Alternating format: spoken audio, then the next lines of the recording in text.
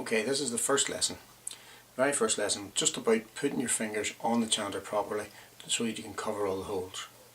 Now firstly, what we don't do is we don't use our fingertips in this fashion. That's just, you just don't do that. So we'll start with your left hand, your thumb, put it on the little hole at the back at the top of the chanter. Okay? Like that.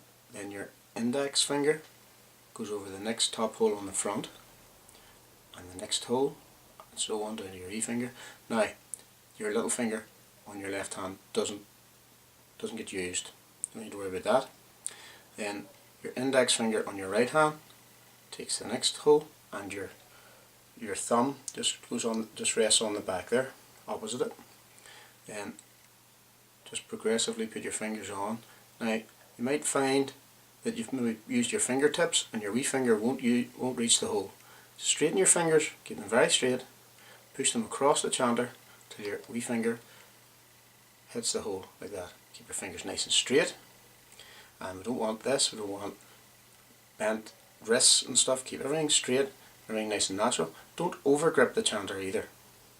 Don't squeeze too tightly with your fingers, it should be quite loose. Get your fingers, if you think they're like that, then you need to blow, and we're looking for the sound for low G, which is. Now, you probably won't get that, certainly not the first time or two. So what you can do is you can start at the top. If you've got some funny noise, like start at the top and make sure your thumb's on the high hole. So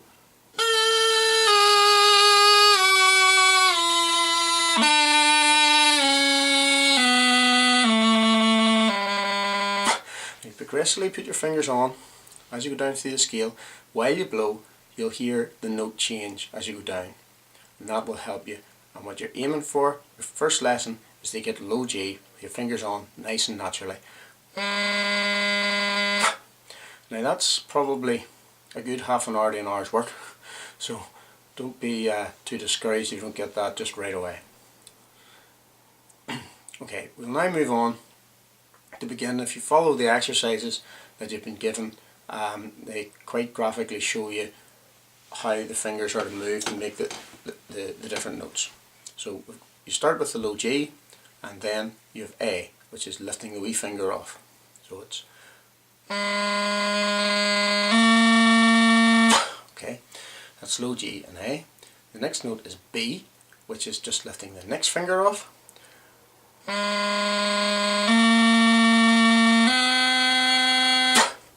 Okay, the next one is C, and at this point you put your little finger down and lift your C finger off. So it's, and that's a little more tricky, and you need to make sure that little finger hits on the hole. But when you get it, it'll be.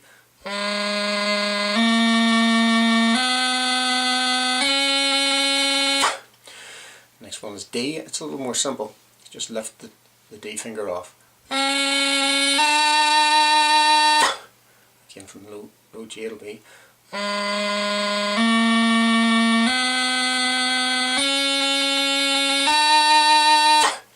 Now, this is a very crucial part. This is the hand change. We're going to close the D right down and lift the little finger off, and we're going to open the E at the same time.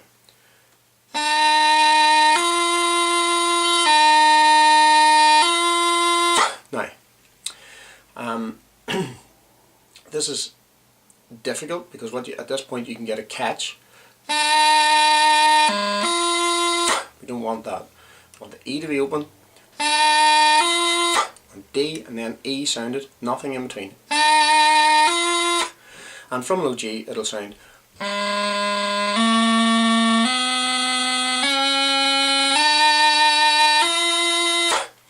And from E we go to F, which is just simply taking the F finger off.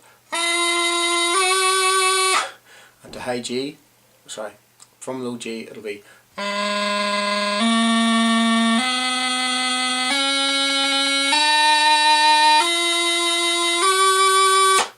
The next note will be high G, which is just taking a high G finger off. And from low G it'll sound.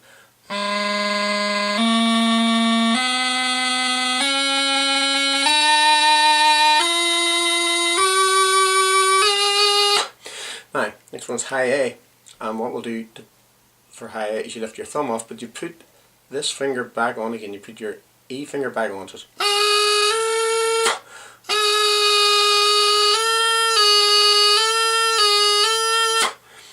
and from low G it goes.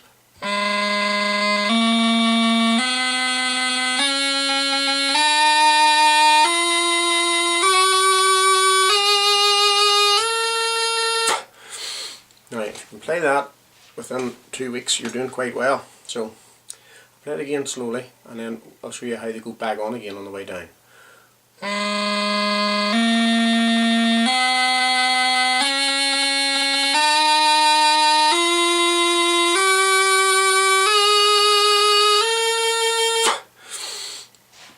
So you can get a sideways view.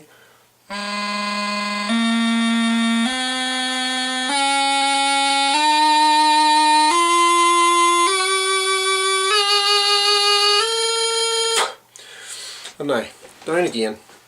Start from the high A.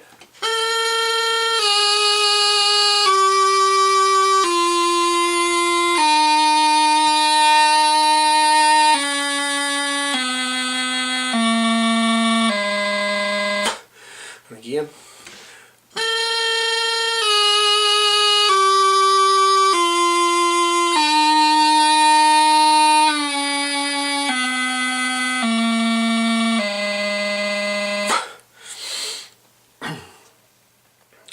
And that is the scale, and when you can do that, you've come a long way. It'll take a lot of practice to get that. So if you get that, well done.